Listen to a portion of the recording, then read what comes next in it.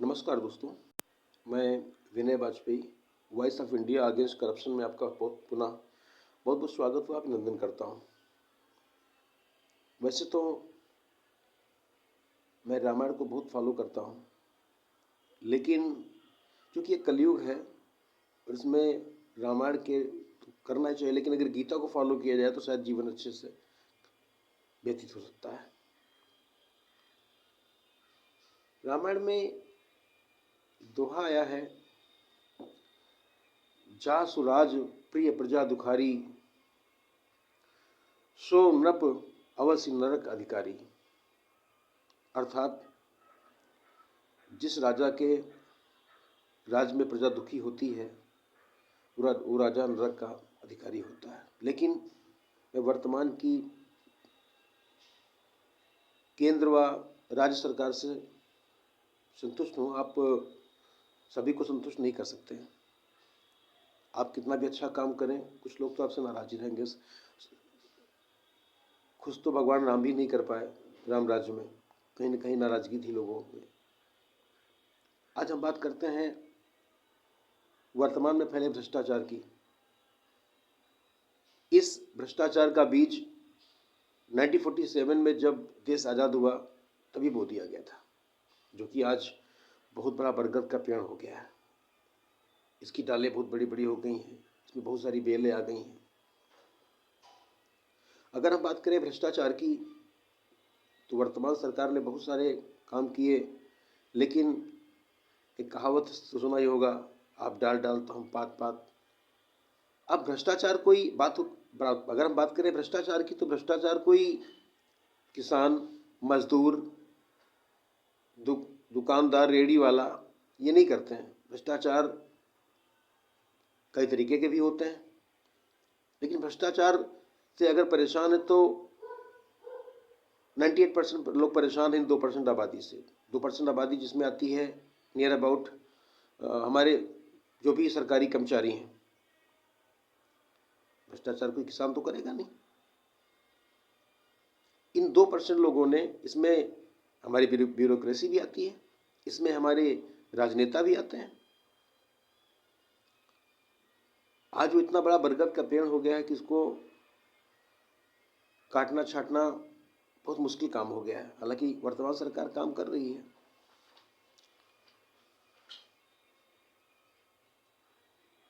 एक समय पे जानवरों की मंडी लगती थी, तो जानवरों की मंडी जो आज भी जो मेला लगते हैं वहाँ पर दलाल दूर से देखा करते कौन आ रहा है, किसको पकड़ना है, कौन किस काम की चीज़ है। सेम कंडीशन आज अगर आप तहसील, दीवानी आप चले जाइए तो आंखें आपको देखने लगती हैं कि यार कौन सा मुर्गा नया फंस गया, आज इसको हलाल करना है। बाबू अधिकारी एक सुबह टारगेट लेके आते हैं कि आज इतना ही कमा के चलना है, यहाँ से इससे कम नहीं निकलना है, ये वाली जेब भरी होनी चाहिए। दिन में तो काम होता नहीं, अधिकांश काम शाम को 5 बजे के बाद ही शुरू होता है।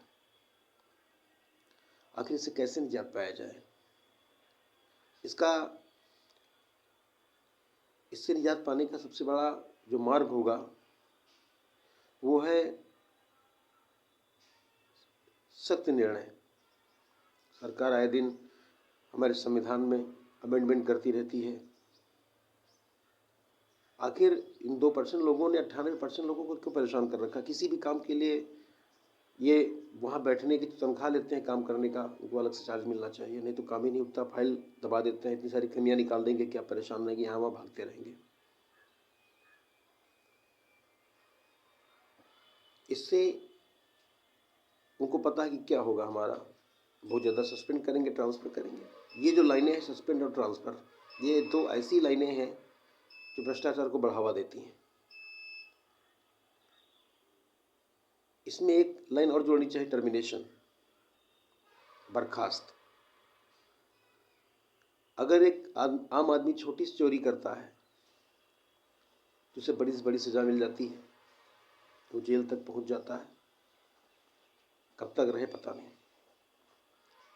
लेकिन अगर सरकारी कर्मचारी रंगे हाथों पैसा लेते, घूस लेते पकड़ा जाए तो उस पर क्या होता है? सस्पेंड कर दिया गया है, निलंबित कर दिया गया है, मजाक। ट्रांसफ़र कर दिया गया है या उसे ऑफिस से अटैच कर दिया गया है। अरे भाई, ये तो उससे बड़े भी अपराधी हैं ना, क्योंकि ये तो जिम्मेदार पद पे बैठे हुए लोग हैं, सरकारी कर्मचारी हैं, जिनसे उम्मीद है कि हमारा देश सही से चलेगा, जिनसे खुद न्याय की उम्मीद की जाती है और वो अन्याय करेंगे। तो मुझे लगता है कि जो ये गुंडों के ऊपर कार्रवाई की जाती है, उनका घर गिरा दिया जाता है, उनको जेल हो जाती है, उनकी संपत्ति कब्जा कर ली जाती है, उससे बड़ी सजा अगर इनको दी जाए, इनकी नौकरी छीन ली जाए, इनके घर को बुलडोजर से गिरा दिया जाए, इनकी संपत्ति जब्त कर ली जाए, तो लोगों में डर पैदा होगा, लोगों में नजीर जाएगी आने वाले कर्मचारी, नहीं कि भाई अगर फंस गए तो ऐसा हो जाएगा, मैं गलत काम नहीं कर सकता हूँ। लेकिन उनको पता है क्या करोगे, एक दिमाग बस गया ना कि सस्पेंड हो जाएंगे, 1 लाख 2 लाख 4 लाख तो करोड़ तो ले ही काम हो जाएगा।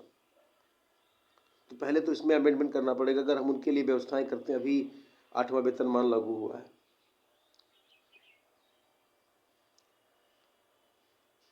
ठीक है, अच्छी चीज़ें होना चाहिए। सरकार कहती है इससे ये कार खरीदेंगे, टैक्स भरेंगे, मतलब अगर ये 1 2 4 लाख लोग सब कुछ लेते देते रहेंगे तो सब कुछ अच्छा चलता रहेगा, केंद्र सरकार मजबूत हो जाएगी। ये नहीं सोचते कि 98% लोग क्या करेंगे, उनका कौन सा वेतनमान लागू होता है। जिस रेट की सब्जी नहीं मिलती उसी में तो उनको भी मिलती है ना, उससे कुछ अलग तो होता नहीं। क्या इनको कोई अलग मंडी तो बनाई नहीं गई इनकी कि नहीं भाई इनको 1.5 लाख 2 लाख सैलरी हम देते हैं तो इनकी मंडी इनको 200 रुपये किलो आलू मिलेगा, 500 रुपये का टमाटर दिया जाएगा। एक मजदूर जितने में खरीदता है उतने में भी खरीदते हैं। तो सबसे पहले अगर आप उनका 8वां वेतनमान लागू कर देते हैं, अच्छी बात है, करना चाहिए। लेकिन किसान का, मजदूर का, इनका क्या है? तो इनका एक और बढ़ाया जाए कि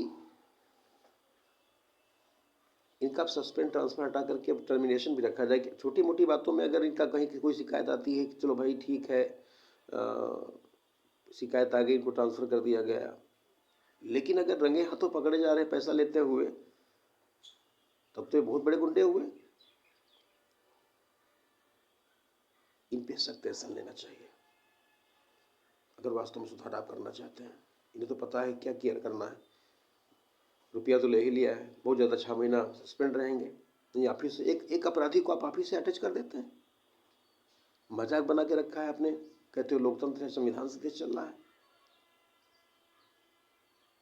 संविधान से देश अगर चल रहा होता तो शायद ये 2% लोगों ने 98% लोगों को परेशान न कर रखा होता।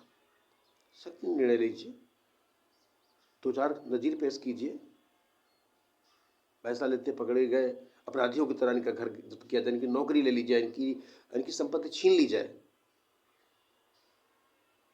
तो इन्हें एहसास होगा कि नहीं हमने गलती किया है। और इससे नई वैकेंसी भी आएगी, युवा आगे प्रोत्साहित होगा, युवा नौकरी पाएगा।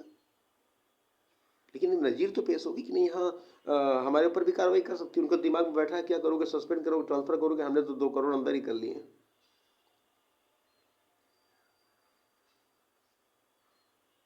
हम इस पर चर्चा करते रहेंगे, फिर से नए नए वीडियोज़ बना करके। ऐसे भ्रष्टाचार नहीं खत्म होगा, कुछ करना पड़ेगा। हम बहुत सारी चीज़ें लेके आएंगे कि भ्रष्टाचार क्यों है, किस लिए है, इसे कैसे ख़त्म करना चाहिए, कैसे ख़त्म होगा ये। कोई ना कोई तो सख्त निर्णय लेना पड़ेगा हमारी शासन को, प्रशासन, इस प्रशासनिक, क्योंकि लोग इसी से परेशान हैं। राम राज्य लाना है तो कुछ तो अलग करना पड़ेगा, अब ढर्रे पे नहीं चल सकते हैं।